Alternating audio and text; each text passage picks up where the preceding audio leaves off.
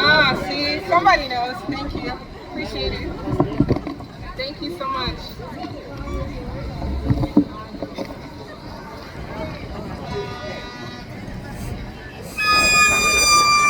Right on time.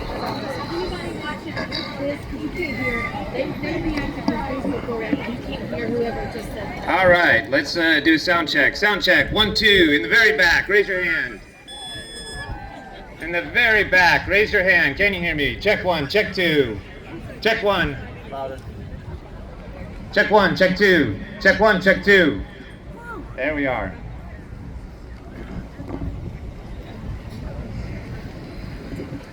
All right, good afternoon, Alabama. Good afternoon, Huntsville. My name is Jeff. I'm a local organizer with 5051.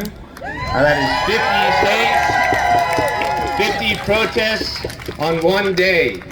We have partnered with Indivisible, Women's March. We partnered here with the Northern Alabama Area Labor Council, and across the nation there are 1,000 events today.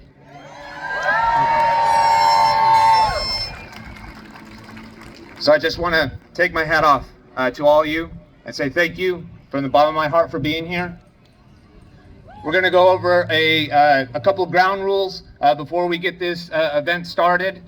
So first things first, this is a public space. This is our park. Our tax dollars pay for it. So let's keep it tidy. As you go, pick up trash. If you find something on the ground, just get it out of the way. We'll be asking you to help us keep this space clean and be good stewards of it.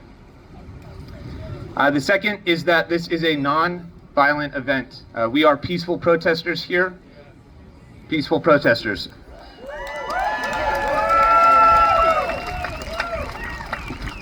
If you are not aware, there is another event at the VBC. Our ideologies might clash just a little bit. So we do expect hecklers, we do expect counter-protesters. I need your help. Ignore them. Ignore them. Do not engage. We have people here that are trained to de-escalate. We have people here that are trained to keep us separated. Please do not engage. All right? And the final thing is that we have a cadre of speakers here today, federal workers, union people, educators. I want you all to give them a big round of applause. They are brave souls coming out here to speak to you all. And again, thank you all very much.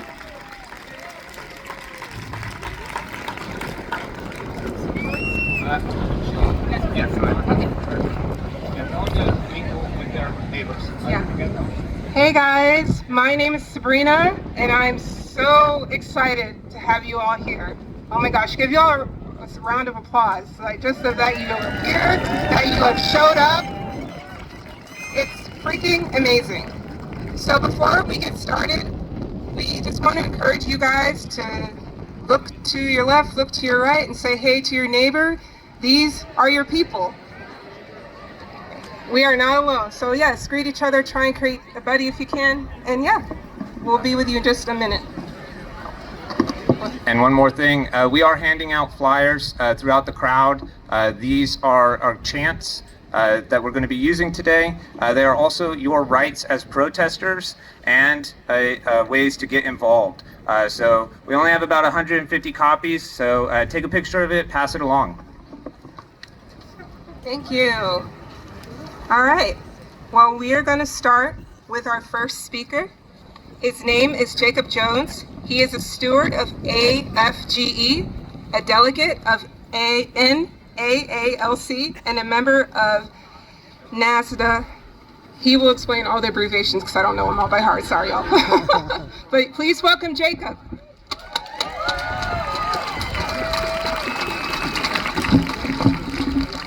Hey y'all, can you hear me? Alright, my name is Jacob Jones and I'm a steward in AFGE 1858, that's the American Federation of Government Employees, and a delegate to the North Alabama Area Labor Council, that's the NAALC. Before I start, I want to clarify that I'm not speaking on behalf of my union nor the Labor Council, just me. But National AFGE and the AFL-CIO did endorse this event. Our local AFGE president is here, and the local president of the Labor Council is as well. I hope this demonstrates organized labor's commitment to helping lead us through these dark days. The working class is under siege right now. Decades of wealth transfer to the top 1% have resulted in a capitalist class that is even more emboldened to take away our rights and even less concerned with our well-being than ever before. And they never really cared. Make no mistake about it. Right now, lines are being drawn more discernibly than ever before. The false class structures of the billionaire mouthpieces manufactured middle class are falling away and revealing the truth. That truth is that we are all working class. And we are all in a level of precarity which can put us at any moment into a state of poverty and desperation. One bad day, one small accident, one major, even minor illness, one unfortunate run-in with authorities, and our lives are ruined essentially until death. Are the wealthy held to the same standard? Are they in a similar position at all? No, I say no as well. We certainly haven't seen it. Instead, we see crooks make out like the robber barons of old. And the story drops seemingly the very next day. Scam cryptocurrencies, underage sex trafficking, influence peddling, blatant corruption. This is what I see. And has anyone really been brought to justice for this? Indeed, no, they have not. If this is not an indication of a two-tiered justice system in a two-tiered class structure, I do not know what is. Yes, the distinction between receiving justice or not appears to be tied to whether you are a capitalist or a worker.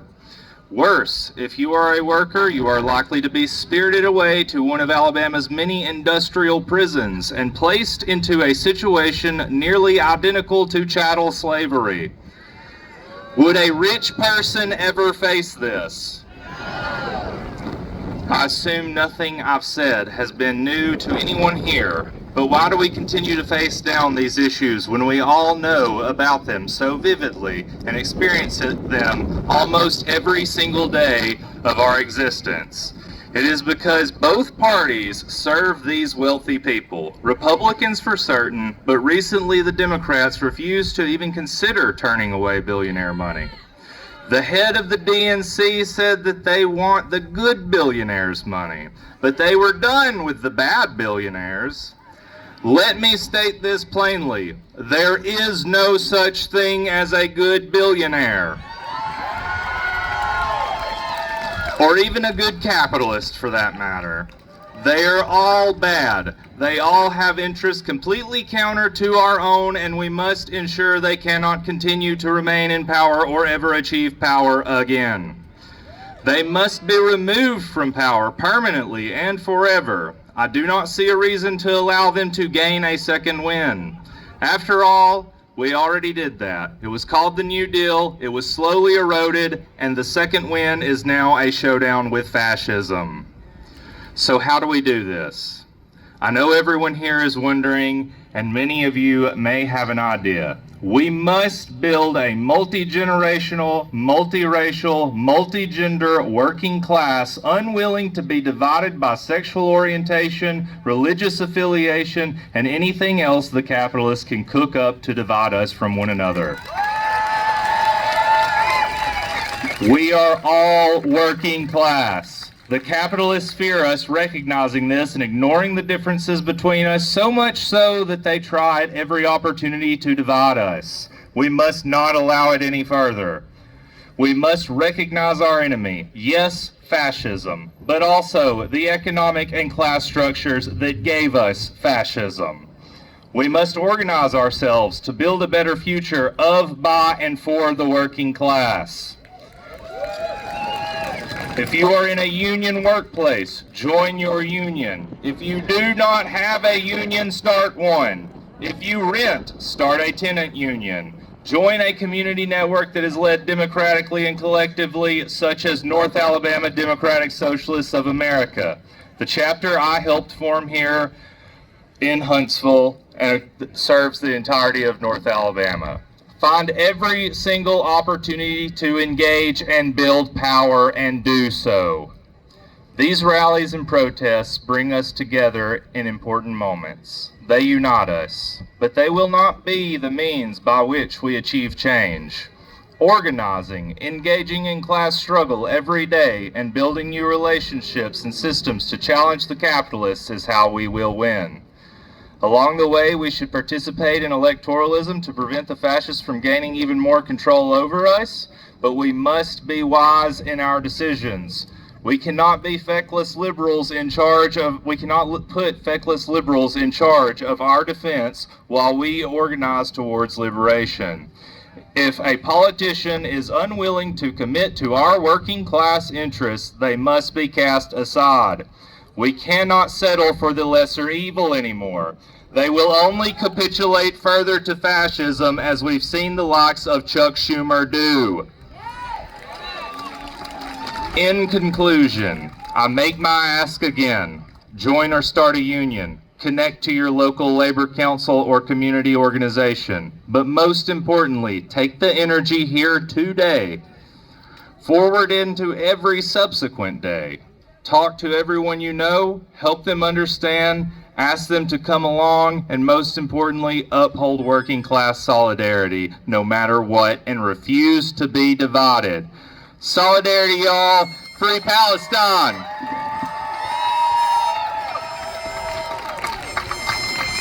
Thank you so much, Jacob. You're right. It's going to take all of us to make a change. Our next speaker is Abner. He is a Meriwether president at Redstone, has over 11,000 employees, and he's a part of the AFGE Local 1858. Please welcome Abner.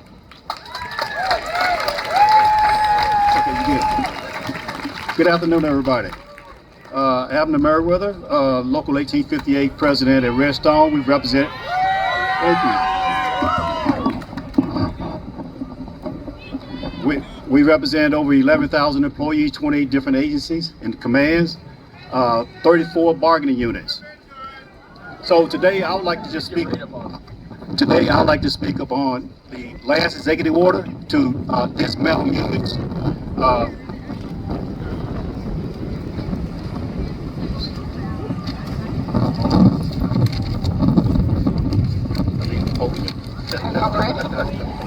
Okay, let's see.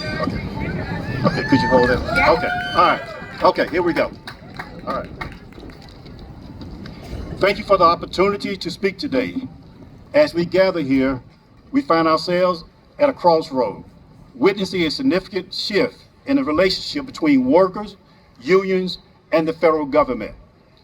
Over the past few months, we have seen a series of executive orders that have sparked intense debates about the future of union collective bargaining agreements.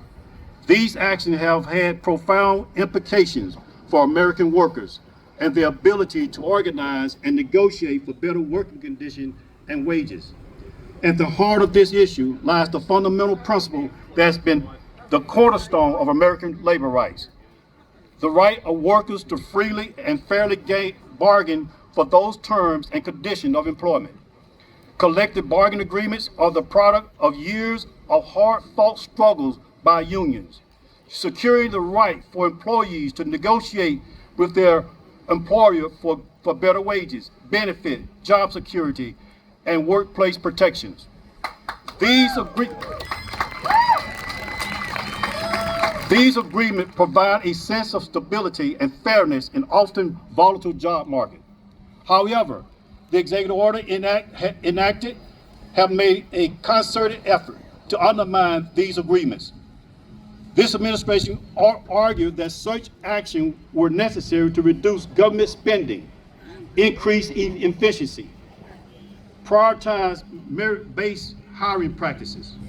In reality, these orders have had a much more significant effect on the ability of unions to function effectively and on the bargaining power of working class Americans. One of the most notable executive orders targeted federal employees and their unions. This administration sought to reduce union influence by limiting the scope of collective bargaining, particularly in areas related to employee performance, discipline, and benefits. These moves stripped away key protection for workers, leaving them vulnerable to arbitration decisions made by employers. The executive order also sought to limit the use of official time, a practice that allowed union representatives to perform duties related to presenting their members during work hours, effectively weakening the union ability to organize and advocate for workers' interests. Moreover, these actions set a precedent for future restrictions on collective bargaining, not just within the federal government, but potentially extending to state and local government as well. By rolling back protection that union had secured over decades, these executive orders have eroded the ability of workers to negotiate their term with their employers. This administration also pursued policies that favored privatization and outsourcing, further undermining union bargaining power by pushing for the privatization of certain government services. The administration opened the door for more non-unionized workers to take on these roles, further diluting the influence of unions and shifting the balance of power from working people.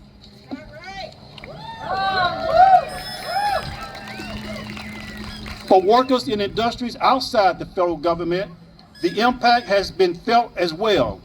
The rhetoric and policies promoted by the administration have emboldened corporate interests to push for weaker labor protection.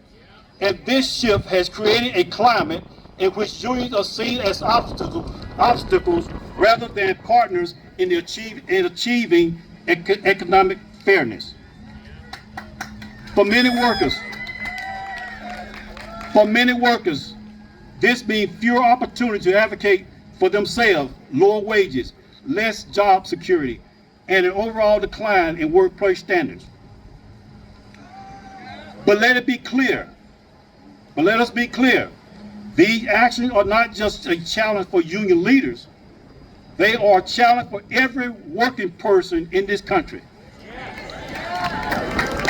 Collective bargaining agreements are not only the lifeblood of unions, they are the foundation upon which the broader middle class has built. Dismantling these agreements is not simply an attack on union power, it's an attack on the economic security of working class. In the response to these changes, we have reaffirmed our commitment to the rights of workers to organize, negotiate, and advocate for fair wages and workplace conditions. It is crucial that we continue to stand in solidarity with unions, recognizing that when workers are empowered, the entire economy benefits.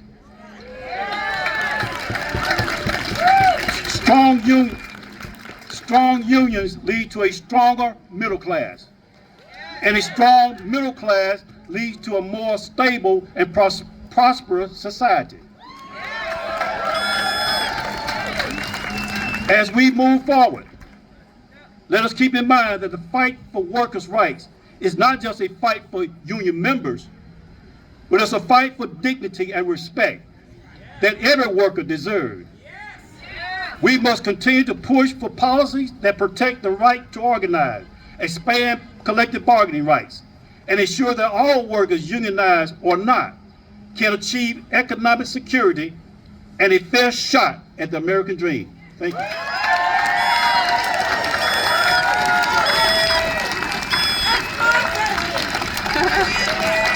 Thank you so much, Abner. Up next, we have a former teacher, Maggie, and her son, Kai, who will also say a few words. Let's give them a round of applause.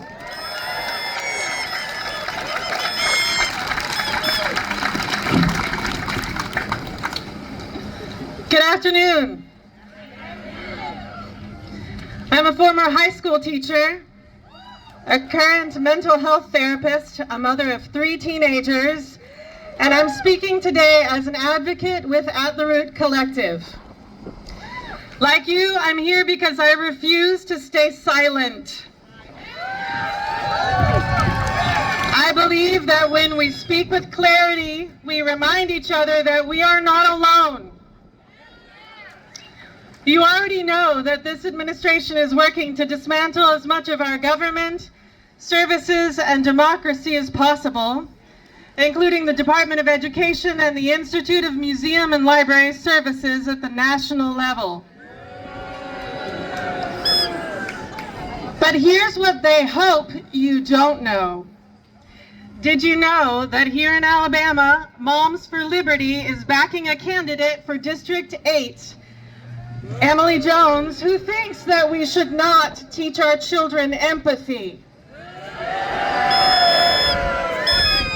Did you know that the Alabama Public Library Service Board is withholding funding from our libraries, our public libraries, unless they agree to ban books, restrict access, and jail librarians who don't comply? Did you know that Alabama is expanding the Don't Say Gay bill because they want to erase queer kids from schools, libraries, and public spaces entirely, and they're doing it while suicide rates of our children are climbing? Whew. They hoped we wouldn't notice. They hoped we'd stay distracted, and they counted on our silence, but we noticed, and we're here, and we are not staying silent.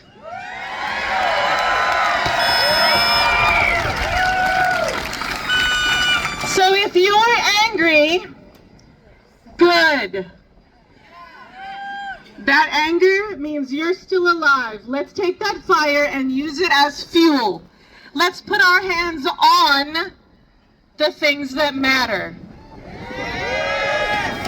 Please join active volunteer groups like At the Root Collective, Alltrack, Rainbow Trouble, Indivisible, 5051, you name it, there's a bunch. Join us.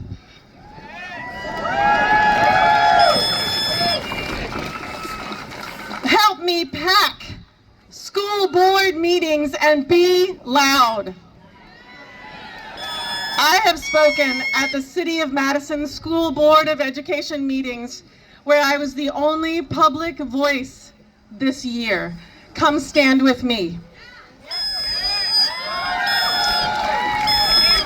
Show up at the next library board meeting, because the last one I attended, there were more people speaking up for animal rights than human rights. Be with us in Montgomery this May. At the Root is planning a people's filibuster, and we want your voice in the room. Because they want us silent, let's be loud.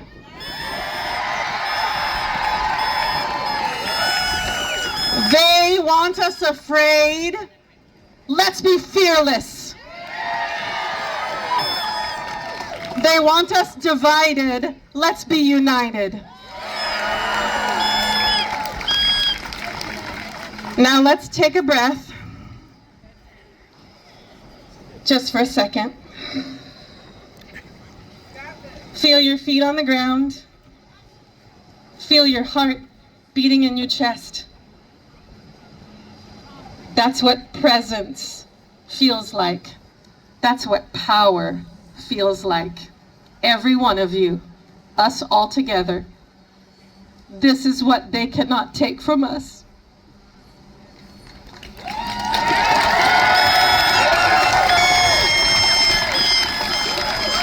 And wherever we focus, we create. I know that whatever we focus on, we get more of. So let's focus on what we want. Let's focus on what we're building and what we know is possible. Tell me, if you want these same things, don't we want schools that teach truth and reason? Don't we want libraries that are free, open, and whole? Don't we want trust in our teachers and classrooms that awaken curiosity and not fear? Don't we want every child to feel safe, seen, and valued? Don't we want leaders who protect the truth and not punish it? Don't we want equity, not exception? Don't we want systems that serve us and not silence us? I see it. Yeah, that's what I thought. So I say, hands on the movement. On the ballot. See if I can get a close look. On the books, especially those banned books. Hands on the community. Hands on each other's shoulders. Because none of us are doing this alone. And we are not here to be polite while our children suffer. We are not here to whisper our grief or water down our rage. We are here to build, to remember, and to remain. This is our vision, and we will speak it, shape it, and demand it until it becomes a reality. This is not radical. This is what care looks like. This is what courage sounds like. And this is what love does when it refuses to back down. Thank you for being in this with me. Let's build it together.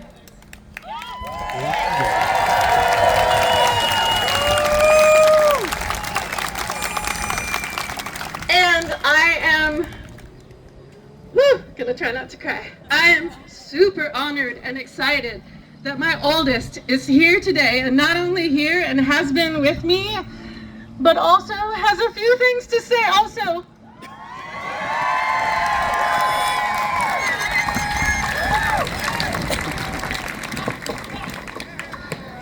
Trans rights are human rights. Queer rights are human rights. Thank you.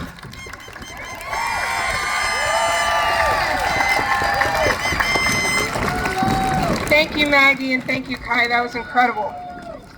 Up next, we have an art teacher at the Title I school. Please welcome Julia.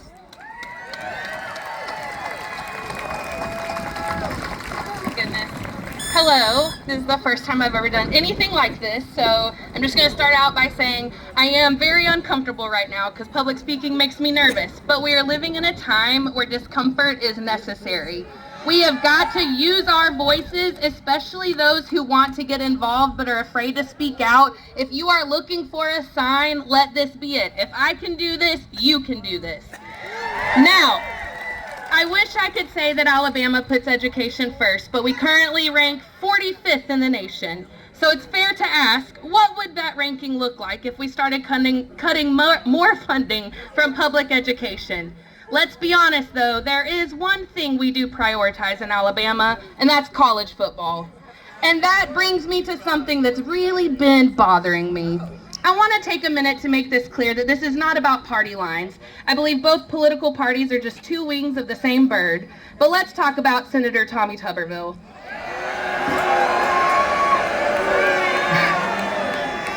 I share the same sentiments. Sorry, I lost my place. Okay. He was elected largely because of his role as Auburn's head football coach. His name and recognition came from the football field, not the Senate floor. And yet, He now supports cutting the Department of Education. I find it ironic and honestly disappointing that someone whose career benefited from federally funded institutions now advocates for cutting those very same resources. Let's look at some facts. From 1998 to 2008, during Tuberville's time at Auburn, the university received over $119 million in federal appropriations. In his final year there, 2007 to 2008, the government grants and contracts made up for 10.7% of Auburn's revenue, $89 million. Now I get it. Athletics generates revenue, ticket sales, merchandise, and media deals help fund sports. But let's step back for a minute and think about the players on the field, the students in the stands, and the faculty that keeps it all running. How many of them are at Auburn because of Pell Grants, because of first-generation access programs, because the federal funding that allowed the university to support research, student health services, and campus infrastructure? This isn't just about college. Federal funding touches every level of education. From pre-K to college, it supports everything from mental health services to after-school programs, meals, and teacher training. It affects the kids in our classrooms, on our sports teams, in our neighborhoods, and even the businesses that we visit every single day. When you talk about cutting the Department of Education, you're not just talking about policy. You're talking about real people. You are talking about your community, our community. Investing in public education is investing in communities, and investing in communities is pro-life. It's about a long-term sustainable growth, not just economic, but human growth. And here's another thought. Many of our current leaders graduated from Title I schools. They know what it's like to rely on free lunch and federal grants, or underfunded schools doing their best with limited resources. So why the disconnect now? I want to close with something that transformed how I approach teaching. I was at a professional development session focused on behavior management during my first year of teaching, which if you're a teacher, you know the first year is insane. And the presenter said something that I'll never forget.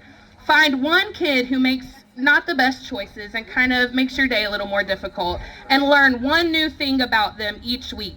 That clicked for me and reminded me that it starts with relationships. Everything does. Connection builds trust, and trust builds community. And I see so much community here today. It is so beautiful. I'm so happy and honored to even be talking to you all for the first time. This is crazy. Okay, so I challenge you, whether it's here, at work, your neighborhood, or within your own family, talk to someone you normally wouldn't. Ask questions, get to know your community, because that's where true change begins. Cutting education funding won't help us grow. It'll only widen the gaps. We can and must do better, not just for the students, but for all of us. Thank you.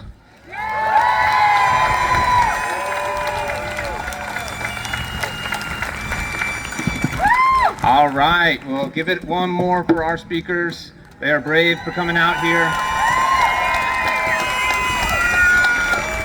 All right, so I know most of you did not come around just to stand around and listen to us blab. You're here to march. You're here to be seen. You are here to see and be seen.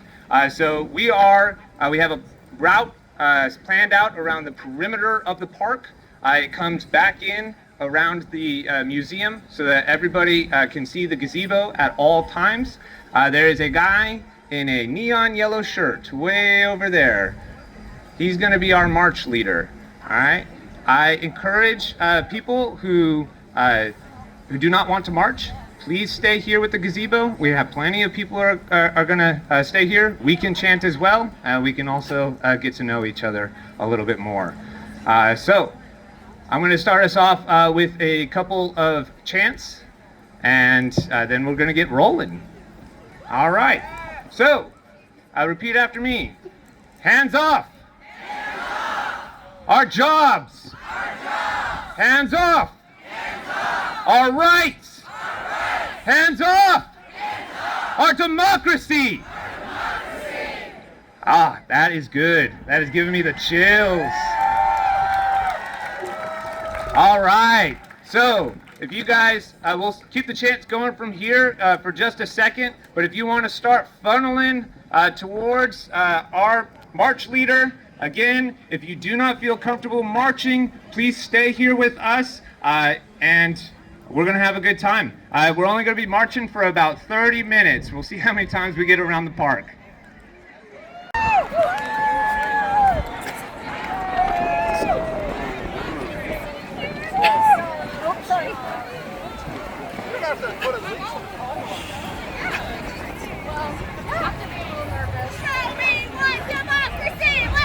This is what democracy looks like! Show me what democracy looks like! This is what democracy looks like! This is what democracy looks like!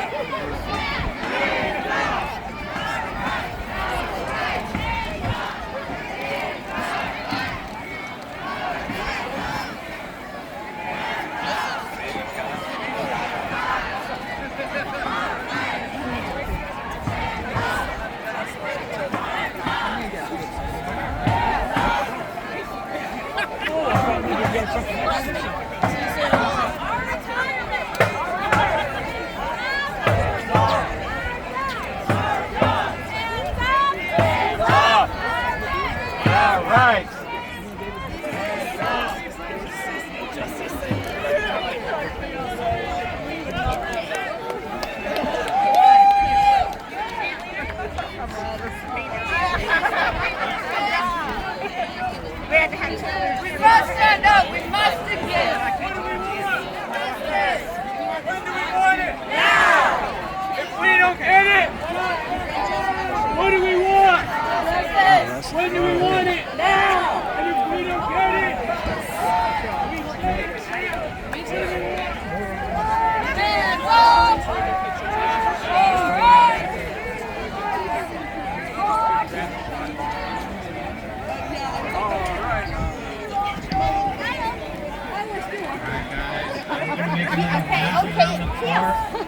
If you're feeling tired from just the run, come and join us at the gazebo. We've got lots of water and company. So we're going to go again.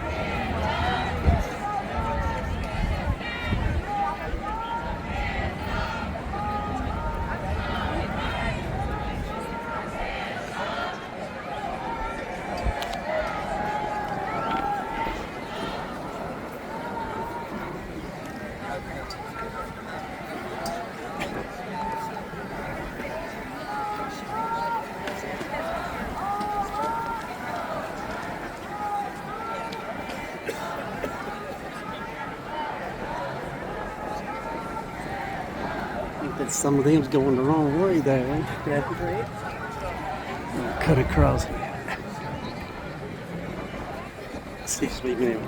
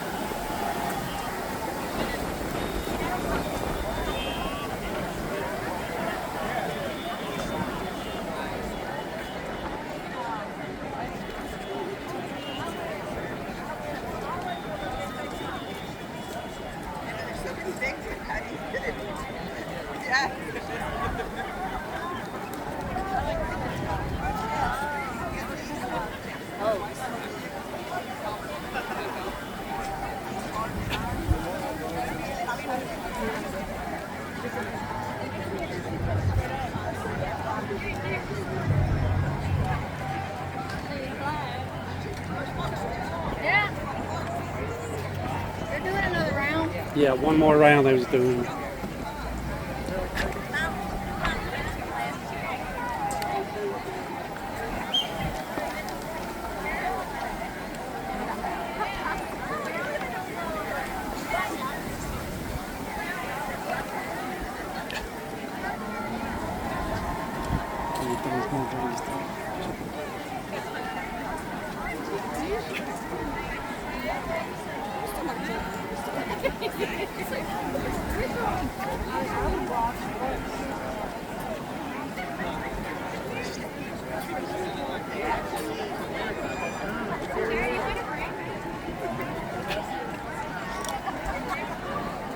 Honey has to like.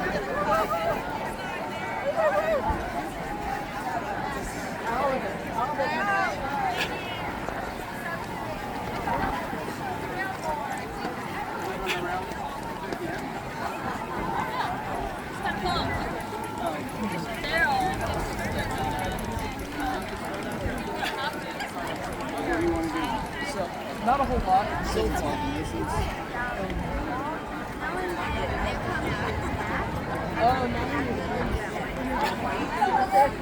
Hey, yeah. Oh, I'm all right. How are you doing? I see you already. All right.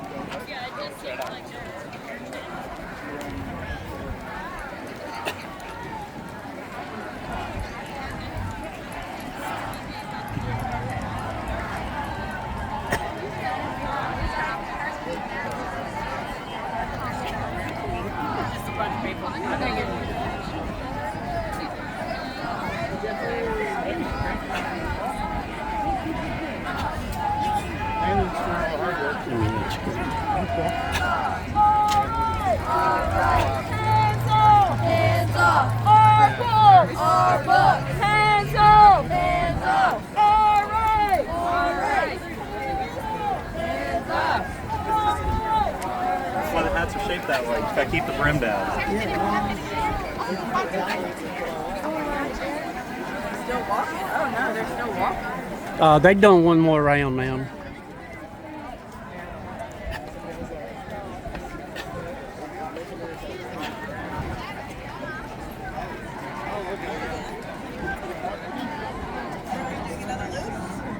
Yes, they're making another loop.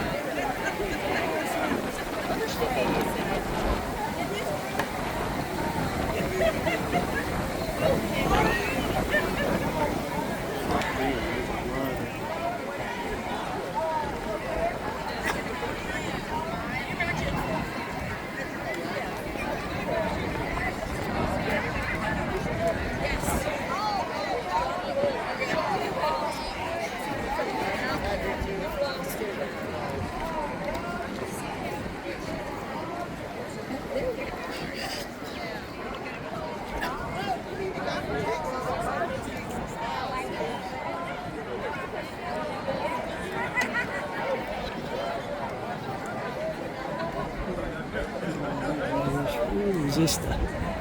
Gotta get that one there.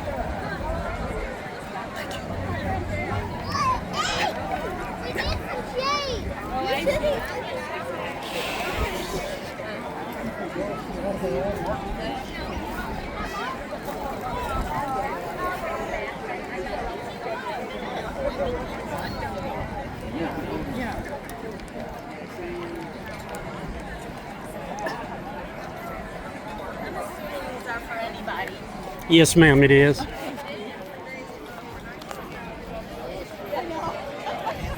Make some noise! Give it up for our organizers for putting this together! Most importantly, give it up for yourselves for showing up! Alright, y'all want to do some more chants while we wait on everybody to finish? Alright, hands off! All right! Hands off! Our bodies! Hands off! Our taxes! Hands off! Our country! Hands off! All right! Hands off! Our data! Hands off! Public land! Hands off! Education! Hands off! Libraries! Hands off! Our books! Hands off! National parks! Hands off! Our art! Hands off! Music programs! Hands off! Immigrants! Hands off! The Constitution! No justice! Y'all say no peace. No justice! No justice! No justice!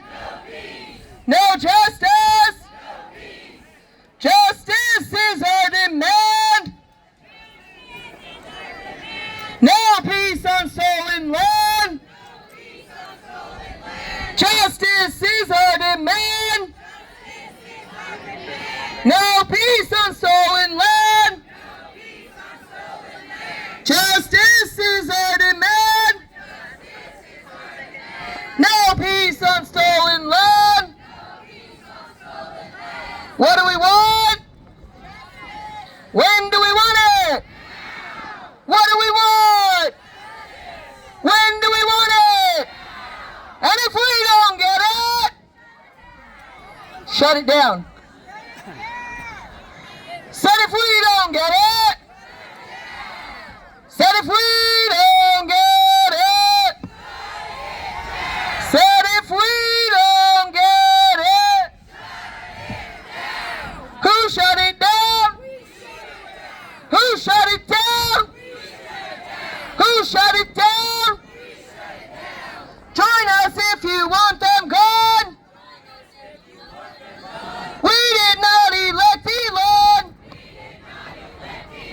Join us if you want them gone. We did not elect Elon. Y'all give it up for yourselves! Woo!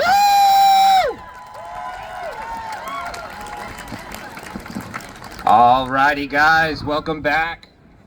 We're going to get rolling with the second part of our program. As we started in the beginning, I'm going to say it again. This is a peaceful, non-violent event. All right, so if you see any counter-protesters or hecklers, ignore them. All right, this is a public park. This is our park. So as you go, just make sure you are picking up trash and being good stewards of our public spaces. All right, I'm gonna hand it back on over, and we'll get rolling. Thank you, Jeff. It was so amazing seeing you all marching. The numbers here are incredible. Please give yourselves a round of applause. You guys are amazing. Hold on. All right, I'm gonna welcome our next speaker. He's part of the Labor Council. Oh, shoot. Hold on, y'all. Can y'all? Okay. Thanks. Sorry. All right. Thank you, Jeff. All right. Please welcome from the Labor Council, Jacob. Hey, y'all. Appreciate the opportunity to speak. My name is Jacob Morrison. I'm president of the North Alabama Area Labor Council. That is the regional federation of unions, so I'm also obviously a union member. My president spoke earlier today. Give it up for our brother Abner Merriweather again. I've been a member of the American Federation of Government Employees, Local 1858, for a long time now, 7 or 8 years. And I loved every minute of it. I think unions are incredibly important. How many union members are in the crowd today? Let me know if you're a union member. That's pretty good. That's pretty good. Now, let me know if you work for a living. How many people here work for a living? Wow, okay. That's a lot of people. I heard somebody earlier today talking about Tommy Tupperville, how he got rich off of our public college system. And something that I like to tell people when people talk about Tommy Tupperville is, you know, a lot of people don't remember this, but when he got into DC, there was a conversation about banning stock buybacks for Congress folks. What do you think he thought about that? He didn't like it. No, he didn't like it. He said that he reckons that would disincentivize folks from doing the job of being a congressperson because he doesn't think making $250,000 a year is enough money. And that is on top of the pension that he makes from Auburn, which is more than the median salary of working Alabamians. It's not good. Not good. But, you know, those were a couple of things that I thought of as folks were speaking. I appreciate being given the time. You know, I'm a union member. I think that unions are really important. I think that unions are really the key to broad-scale social change. When we were able to have the widest economic growth, the most broadly felt economic growth in this country in the 40s, 50s, and 60s, that's when union membership was the strongest, and Alabama shared in that strong union membership. People don't realize this, but at one time, 1 in 4 working Alabamians were members of unions. That is huge. That is more than every single state today. There is not a single state today that has a higher union density than Alabama had in the 50s and 60s. And workers were able to win a lot with that union density, and workers were able to come together even during Jim Crow across racial lines, black and white coal miners organizing together since the 1870s. Black and white coal miners organizing together since the 1870s. In 1901, when the state rewrote our Constitution to disenfranchise black folks, the United Mine Workers of America fought segregationist policies at the Birmingham Labor Council and won in the same year that the rest of the state was going backwards. In the 1950s, workers here in North Alabama went on strike against the telephone company. The governor that we had elected at that time, Jim Folsom, won on the back of a strong labor movement, and when the telephone company came to him and asked him to bring the National Guard in and bust a few skulls to break the strike, he told them, "I'm not going to do that, and you should give the workers what they want." And that is the kind of leadership that having a strong union movement can create. And so that's, you know, that's the kind of thing is really cool to think about. That is our history in the state of Alabama, and we need to know that. They don't talk about that in schools, but it's really, really important. And so I want to take you down a little bit. Those were all some really good things about the past of Alabama, but unions are under attack right now. As my president, Brother Merriweather, talked, he spoke about an executive order that Donald Trump issued last week that seeks to completely eliminate union rights for 1 million working federal employees. They want to take away our contracts. They want to make it easier for managers to fire us over any reason or no reason at all. And that's the thing that people don't understand. The only thing that makes it difficult to fire union members is that managers have to justify it. And they don't like having it work. That's just frankly the position that management is in. They don't want to have to work. With a union, they have to work. They have to show that a person actually underperformed. They don't want to do that anymore. But unions in the federal sector aren't the only ones under attack. The National Labor Relations Board is responsible for making sure that private sector workers have their rights enforced. They have removed the quorum from the National Labor Relations Board in direct violation of the National Labor Relations Act, which is going to make it so much harder for auto workers, for Starbucks workers, for people at UPS to have their union rights enforced. And that is what the Trump administration wants to do. They are also cutting as we speak. I also host a union radio program, and I had on my show this morning people who work for the National Institute of Occupational Safety and Health. They are the ones that do research on workplace safety issues, and they were able to uncover the reason that black lung is on the rise within America's coal miners. 10 years ago, only 1 in 30 of America's coal miners got black lung after 20 years in the mines. Today, that number is 1 in 5. That number is 1 in 5 coal miners who have been in the mines for 20 years get black lung. The National Institute of Occupational Safety and Health, NAALC, were able to figure out the reason that that happened, and they were able to propose a rule to stop that. They just fired 2/3 of the staff at NAALC. Union members are also under attack, just like so many people on college campuses and across the country. A lot of people have been seeing ICE just kidnapping people in broad daylight, in unmarked vehicles, without any uniforms on, in broad daylight. 6 of those folks they have kidnapped are union members, including the father from Maryland, who was put in an El Salvador prison. He was a first-year apprentice of the Sheet Metal Workers Union.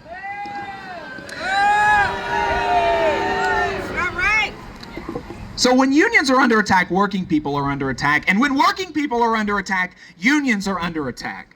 And so I want to leave you with a little bit of good news. I started up, I went down, and I'm going to go back up. Unions were around before we had the right to be around. I always did this every time I gave a new employee orientation for my union. I let people know we don't have to have their permission to be a union. We don't need it. Federal employees did not have our right to be a union in law until 1978. The first federal union started in 1917. We spent half a century organizing without permission from the government, and if it takes that, we're going to do it again. But the good news is I don't think it's going to take half a century this time, because we have so many people that are fired up, that want to be part of their union, and I think that this time we are going to win much more quickly. And so I want to leave you off with that. Union members, even without a contract, even without a union election, have been able to win raises like at Jacksonville State University here in the state of Alabama. They don't have the right to a collective bargaining agreement, but they won a 20% pay raise in the last 2 years. That is huge. Workers at the Corps of Engineers in New York, outside of the contract, were able to get 8 weeks of advanced sick leave for their co-worker when she got pregnant and needed extra time off. Again, outside of the contract. So we can do this with or without their permission. And so I want to leave you with this. If you work, you should join a union. If you work, you should join a union. If you are a federal employee, you should go to savepublicservices.com and join the Federal Unionists Network. They are going to be giving a lot of organizer trainings, letting you know how to talk to your coworkers, how to build a union. And if you are outside of the federal government, you can come to the North Alabama Labor Council. You can find us online at northalabamalabor.org, and we will help you form your union because we're an organization of unions. Our organization has federal employees, private sector employees, we have grocery clerks, we have rocket scientists, and everything in between. So if you work, we can help you build a union on your job, again, with or without your boss's permission.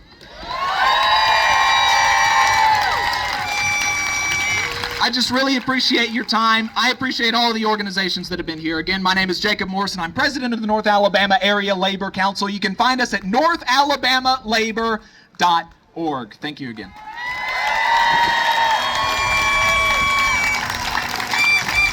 Thank you, Jacob.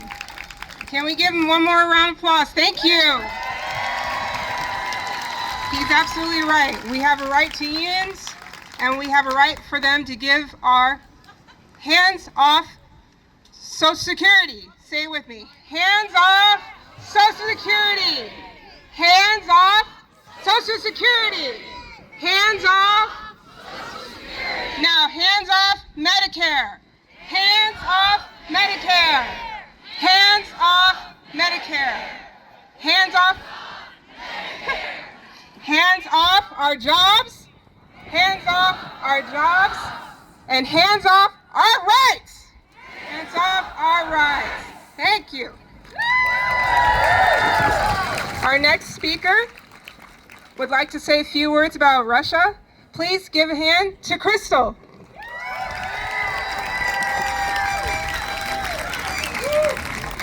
I have people I love in Ukraine that are American, and I also have a chosen brother fighting with Azov and 93, among all the other soldiers I talked to over there. And us becoming West Russia is a real terror, a real reality. This is the truth about Russia. Putin has murdered opposition figures and poisoned his countrymen. They've disappeared into concentration camps. They are not Russian prisons. He's invaded sovereign nations over and over again, undermined Western democracies through massive disinformation operations, attacked our healthcare computer systems, and attempt to find out what our population is capable of. He's bombed critical energy infrastructure. He continues to do so. He's destroyed hospitals and schools in Ukraine and Syria, abducted Ukrainian children, and is training them and brainwashing them to kill their own people. He's turned the Russian education system into a fascist institution. We all know who Wagner is. They are training the Russian children to kill. In kindergarten, they have weapons. They go to boot camp. They are in military fatigues for their size. He's murdered and imprisoned journalists. Those prisons, like I said, are concentration camps. He bombs civilians constantly. My brother's over there, he's gassing them on a daily basis. That's against the Geneva Convention. A Russian soldier, a young man, had enough courage in Bucha. It was actually recorded. He called his mother Russian and said, "This isn't defending us. We're raping and torturing children." She said, "They all deserve to die. Just do it. Make your ancestors proud."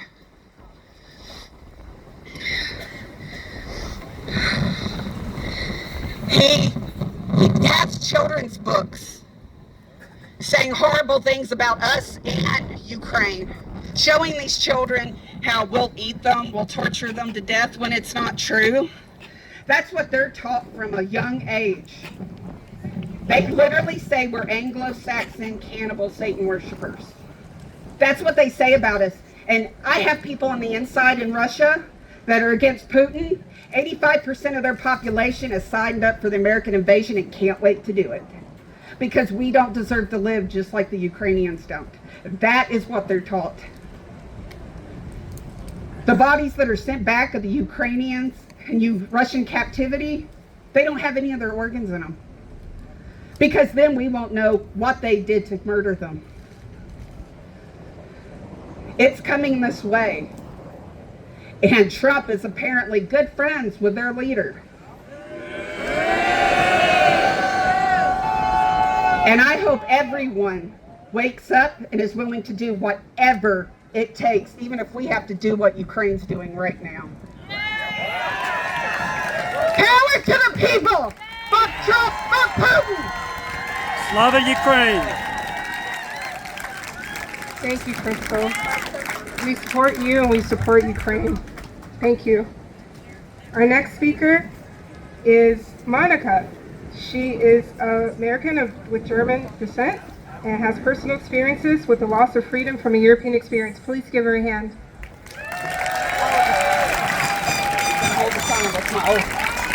Hey, my name is Monica. I'm totally nervous. Never done this, but I came here in 1992 and married a GI. So I was a green card holder till 2006. Then I became a citizen, and I had to make this oath right here. And now I'm at the point where every day I think about my grandfather and my grandmother that had to flee. My grandmother was pregnant with my mom.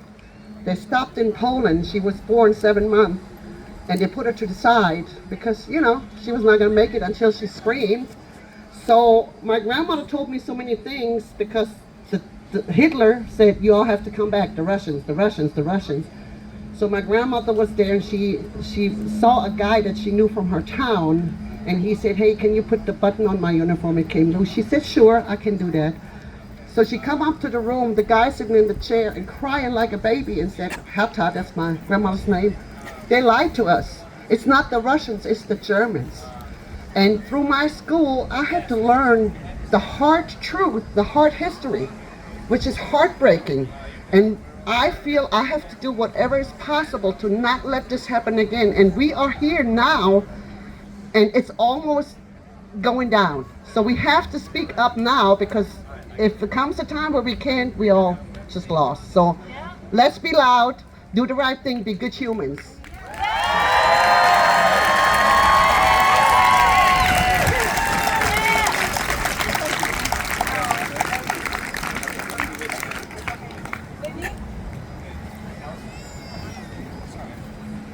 Thank you so much, Monica.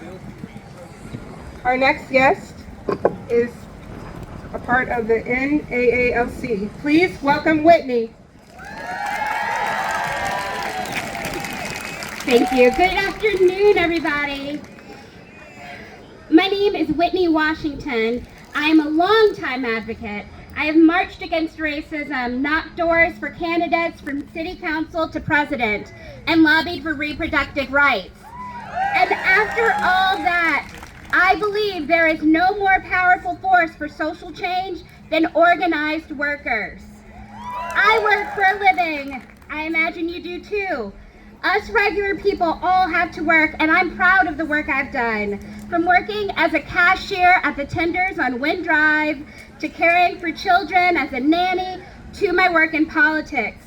Beyond a paycheck, these jobs have taught me about the world and myself. And what I've learned is that the world does not turn without workers.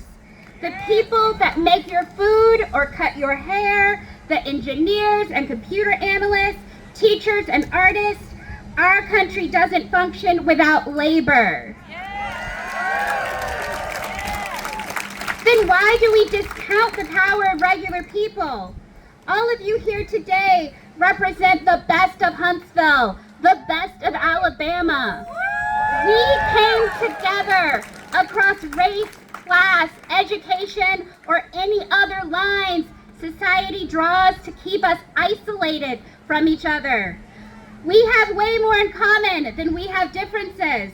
And just imagine all of us working together. No matter what the president or the courts say, we are still powerful because we are organized.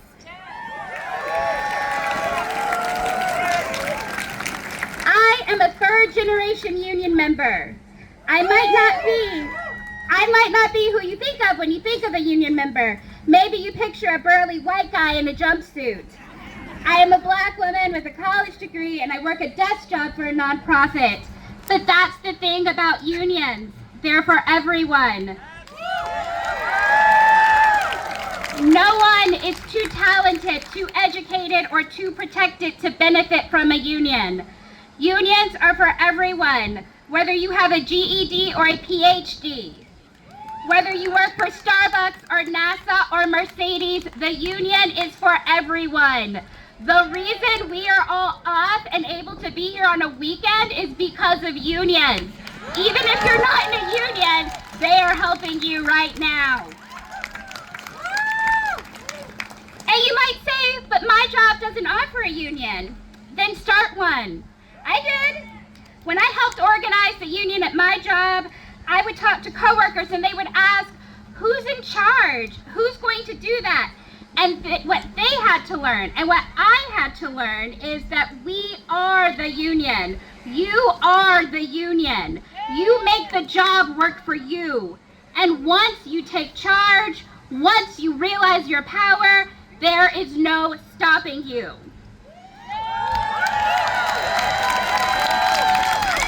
I'm not gonna lie. We are going to face some dark days. We are going to see the institutions created to protect us fall into disrepair. We are going to see people we love fired, incarcerated, and worse. We are going to see laws work against us instead of for us. But this administration can't take us from each other. They can't kill our relationships. They can't divide us, not if we don't let them.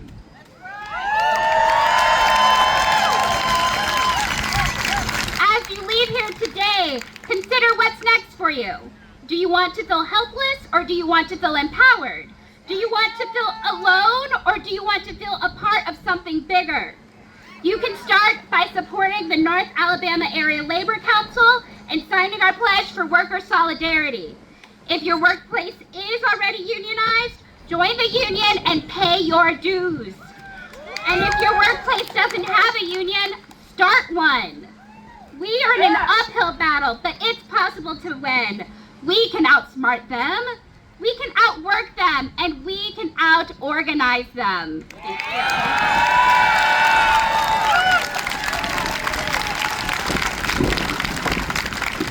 Thank you, Allison.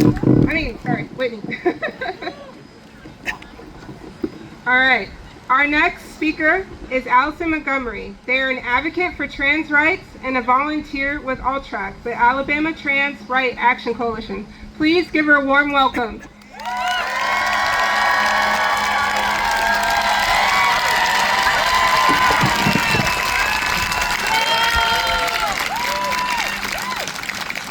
Can y'all hear me in the back? Okay, great. Hey, yeah, I'm Allison Montgomery, she, her. I'm an organizer with the Alabama Trans Rights Action Coalition, ALTRAC. We started right here in Huntsville 2 years ago, and we have been working for the past 2 years in the state legislature to bring all y'all together to help us defend our rights and help y'all, exactly, and help y'all stay out of the trouble that these laws create. There are so many unintended consequences of these anti-queer bills because when they target trans rights, when they target queer rights, they are targeting your rights as well.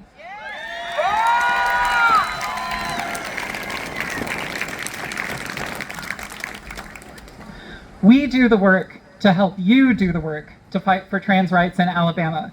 If you've tried to call Dale Strong, I'm not talking about that chicken. I'm talking about the people representing us in the Alabama state legislature. For years now, there have been a growing number of anti-trans and generally anti-queer bills, like Don't Say Gay, cropping up at the state level across the country, and we are not immune to it in Alabama. But we're also not a lost cause. Please get involved with our work. We make it as easy as possible for you to speak out against anti-queer and anti-trans legislation at the state level, and it's actually been working. Because of y'all contacting your reps, We have managed to hold off many of the worst bills for years now, and we can keep doing it if we keep banding together in numbers. That means all y'all. Y'all can help us. So, normally that'd be the end of my spiel, but that's not the only reason I'm here today. I'm here to give y'all something to take with you. Look at where we are right now as a nation. Think about all that you've seen on the news lately. Think about the growing inequality, the ways they're abducting people who look a certain way without due process, the way they're stoking anti-trans violence. Absorb it for a moment. Understand that you are forever changed by this. You should be forever changed by this. If you're in the crowd and you're not a minority, from this moment forward, be prepared to stand up for those who are. If you're white, stand up for people of color. Stand up for prison abolition and the decriminalization of race.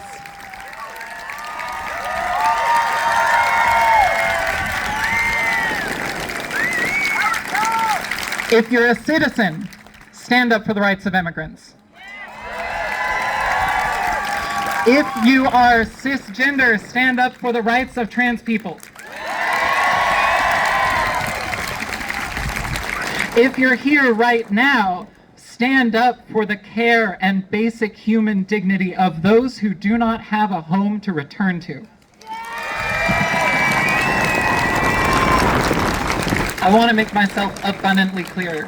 For those of you who are being attacked by your government for the first time, this did not start recently. The people who are running this country into the ground have been working from the same playbook for decades, a playbook based on Christian nationalism, a fundamental distortion of the values a healthy country would uplift.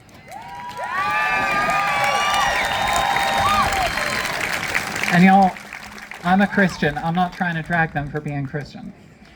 I'm gonna say it. They're bad at leading because they suck at being part of a community. They just can't get along with folks who aren't exactly like them.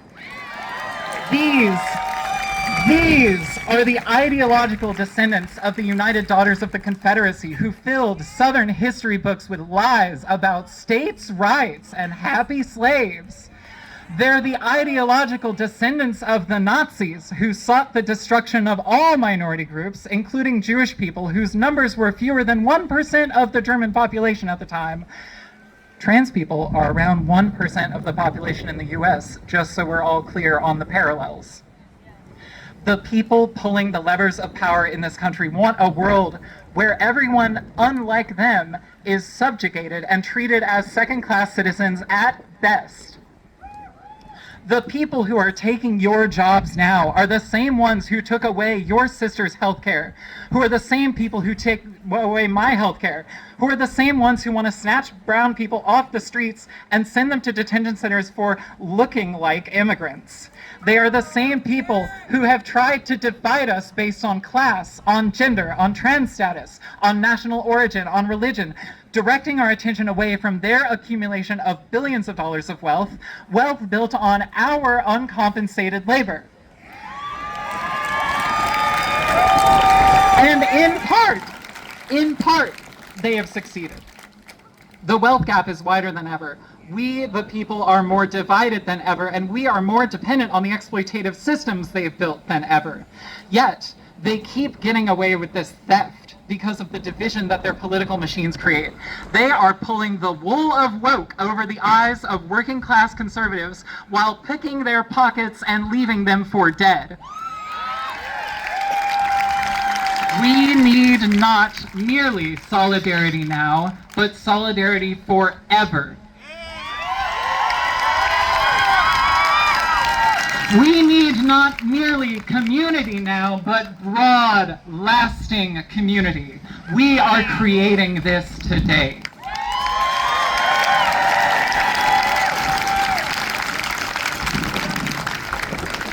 And this is the part where I get a little churchy, so you can bow your head if you want to. Take this in.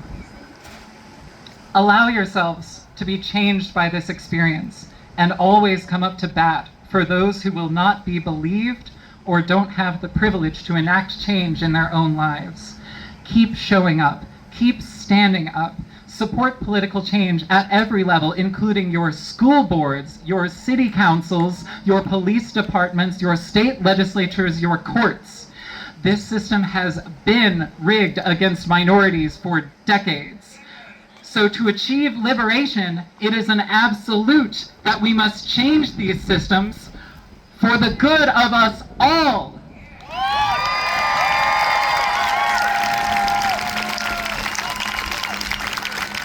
So I'll close out. Get involved. Chip in your time to minority-led organizations and your money to direct service and mutual aid organizations. And if nobody else is doing the work, do it yourself. Thanks, y'all.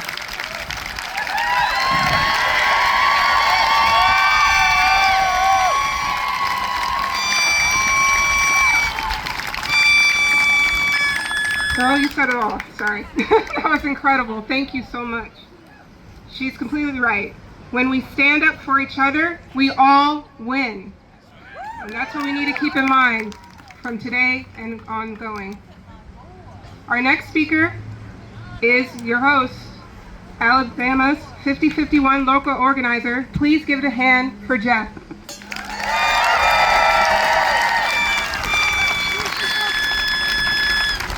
Alrighty, y'all. So, I think Allison stole my speech notes because she covered quite a lot of the things that I was going to, and because, well, I don't have them anymore. Turn it up. All right.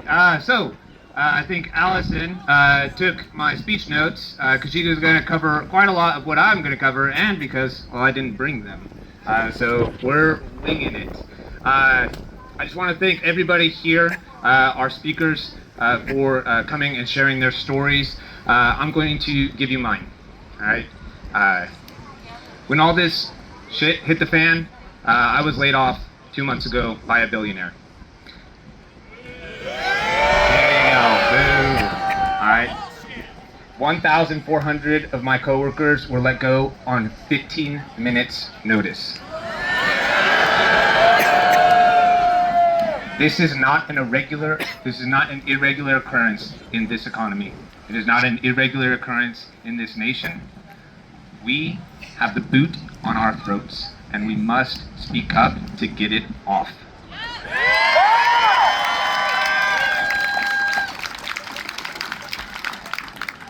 So, since I was laid off, I had quite a lot of free time. And on Allison's last point, I saw that there was a need. And here I am, in front of you, and here you all are.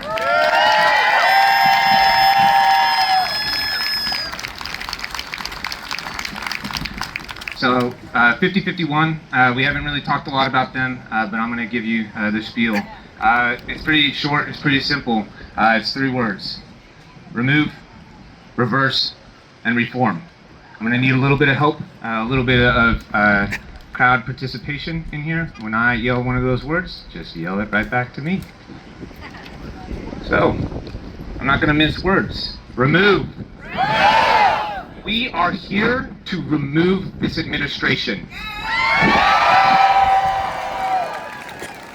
We are not satisfied with the status quo, and we are definitely not happy with the direction that it is going.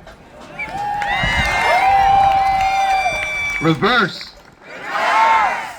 We are here to reverse the illegal executive orders and the infringements upon our rights. Reform. The systems that have kept us down for decades, that have held workers and minorities under the boot, we are here to change them. Remove. We are here to remove the billionaires from power. We are not satisfied with living under oligarchy.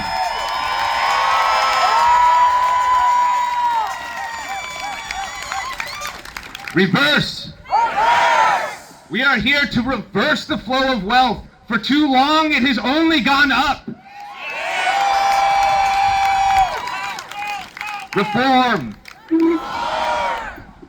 We are here to reform the tax systems, the economic systems that take the money from our pockets and put it into billionaires' pockets.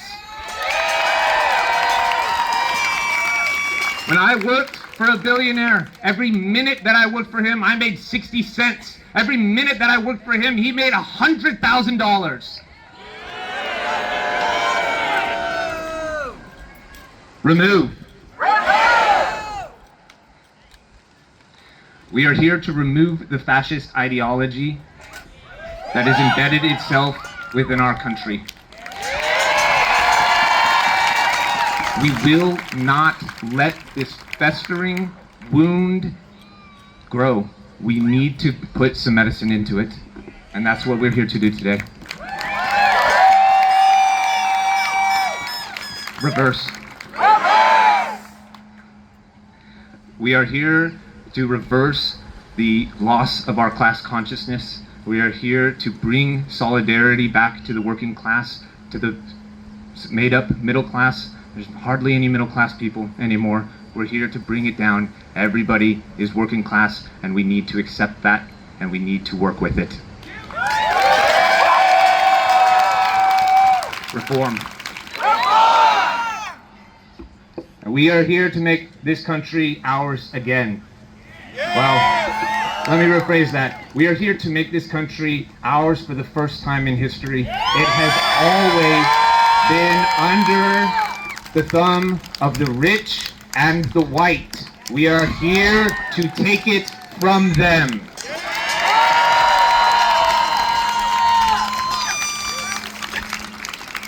So, I'm going to continue on with my story a little bit. All right. My parents are both educators. My sister works for the U.S. Postal System. My brother's job gets almost all of its funding from the National Institute of Health. My grandparents are on Social Security and Medicaid. I am extraordinarily affected by this administration, and I am not alone.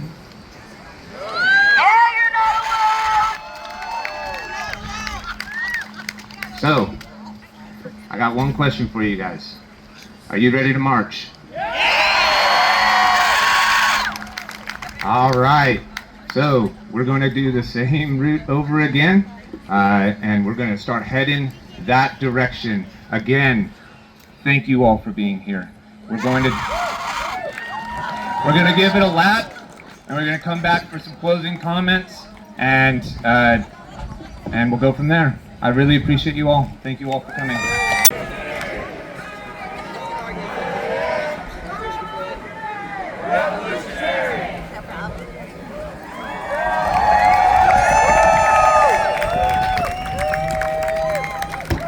Alrighty, folks.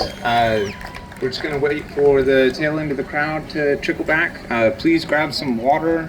Grab a seat if you need. We're going to go over what's next in just about 5 minutes.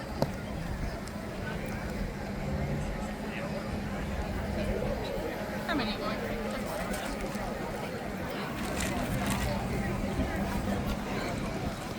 Our voices heard. That is step number 1. All right, I'm going to go over just a little history tidbit here. It took 381 days of boycotting the Montgomery bus system for segregation to end there. All right, I'm just putting that into perspective. We are on month number 2 of protests, so just keep that in mind. This is a long fight. This is a year-long fight. This is a decade-long fight to get what we want. Yeah. All right. So action items. All right. The first one is join a union or start a union. All right. There are many resources online. The Northern Alabama Area Labor Council is one of the best ones. So hit them up on learning how to build solidarity in your workplace. All right. Action item number 2, join a local organization. All right. That's At the Root Collective. That's 5051 Alabama. That's Indivisible with their with the 5th District chapter. That's joining the Northern Alabama Area Labor Council. There are hundreds of orgs that are pushing for good change. Whatever you are interested in, there is already a group pushing for it. So Google online, find a group, get involved, and build yourself some community. Alright, action item number 3. It may seem hopeless, but you need to call your representatives. Alright, there is an app called 5, like the number 5 calls. It makes it very easy to call your representatives. It gives you their numbers. It gives you scripts for issues that are happening right now. So get that app, call your rep. It may not feel like it's doing anything, but we are putting pressure on them. That is one of the many prongs we are using to force change.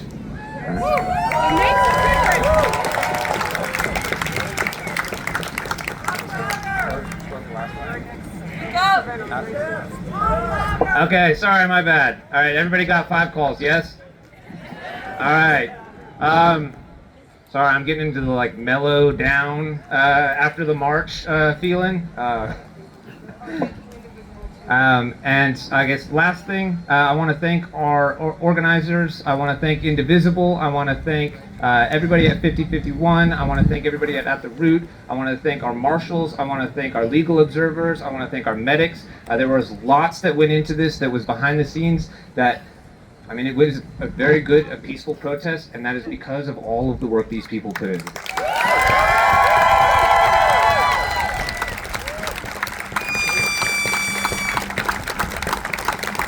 All right, and the last thing is our next event. It will be on the 19th.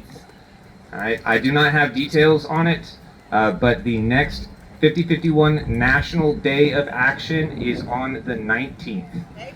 April 19th, this month. All right, we are.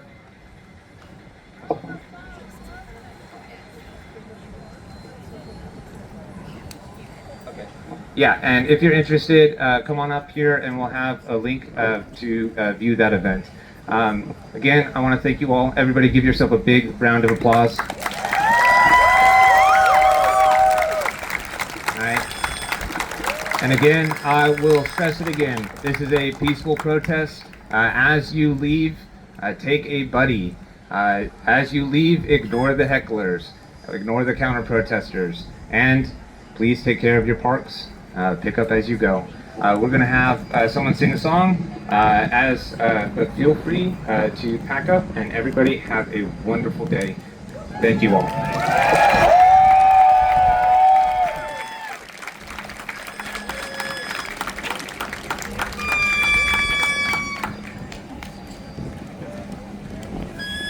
All right, so we are not going to sing a song, we are going to lead a song with everybody else. So just want to make sure that that's clear. You know, as a preface to the communal singing, you know, I just wanted to share that I grew up in a faith tradition that really valued singing together and really devalued the value of any individual having such a great voice or whatever. What was really important in the church that I grew up in was everybody coming together. And I can tell you, having been to many churches, the churches where people feel the most comfortable, everybody putting out, everybody singing, is where you get the best singing from the church, right? It doesn't come from having 1 or 2 or 3 or 4 or even 5 really good singers. It comes from everybody, no matter how good you are at singing, putting out and participating and joining. And so this is a song in that spirit. It is an old Union hymn put to the tune of Battle Hymn of the Republic. It's called Solidarity Forever. It was written by Ralph Chaplin of the IWW. It is the official song of the AFL-CIO, which again, I'm a member of. So I hope that folks will join in and not listen to me, but participate yourself. Okay, right? All right. Solidarity forever, solidarity forever, solidarity forever. forever, for the Union makes us strong. Solidarity forever, solidarity forever, solidarity forever, for the Union makes us strong.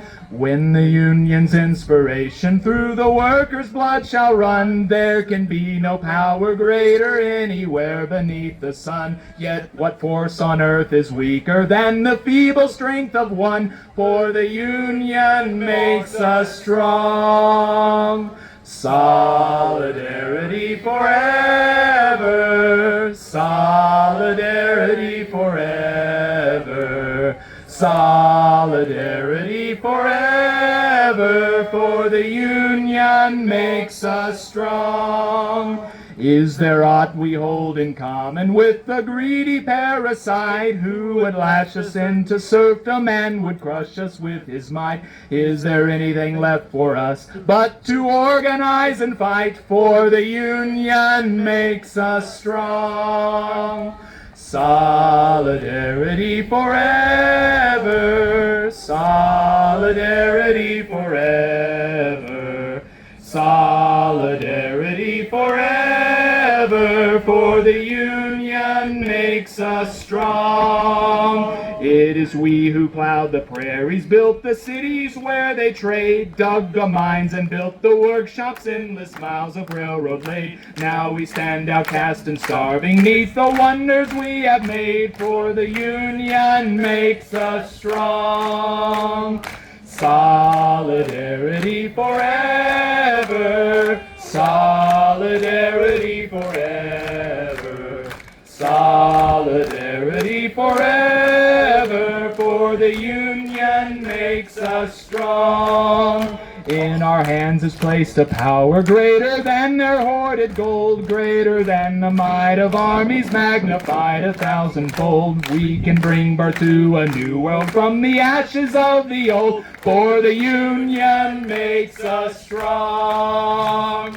Solidarity forever, solidarity forever, solidarity forever, for the Union makes us strong. Solidarity forever, solidarity forever, solidarity forever, for the Union makes us strong. All right.